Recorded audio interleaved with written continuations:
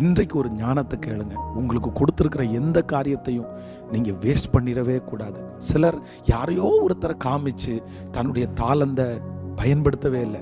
என் கணவனாரதால தான் நான் பயன்படுத்தலை, என் மனைவியால் தான் நான் பயன்படுத்தலை, என்னை அங்கீகரிக்கிறதுக்கு யாரும் இல்லை அப்படின்னு நினச்சே தங்களுடைய தாளந்தை புதைச்சி வச்சுட்டே இருக்கிறாங்க.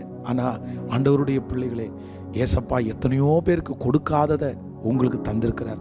நீங்கள் ஜெபம் பண்ணுறது மாதிரி ஒரு தாளந்தை தரலாம், நீங்கள் செஞ்சால் எதுனாலும் வாய்க்கிறது மாதிரி ஒன்று தரலாம், உங்களுக்கு பிரசங்கம் பண்ணுற, பாட்டு பாடுற, சுவிசேஷம் அறிவிக்கிற, ஏதோ ஒரு டேலண்ட், ஒரு சமையல் பண்ணுற, ஏதோ ஒன்று ஏசப்பா உங்களுக்கு என்ன கொடுத்துருக்கிறாரோ அதை தயவு செய்து நீங்கள் பெருக்குங்க, நீங்கள் பெருக பண்ணுங்க.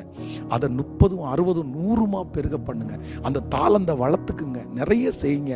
ஏன்னா இந்த உலக வாழ்க்கை நமக்கு எத்தனை நாள் கொடுத்துருக்காருன்னு தெரியாது. சிலருக்கு 80 வயசு, இல்லைன்னா 85, 90, அவ்வளோதான். அதுக்கு மேலே நம்ம இந்த உலகத்தில் வாழ போகிறதில்ல.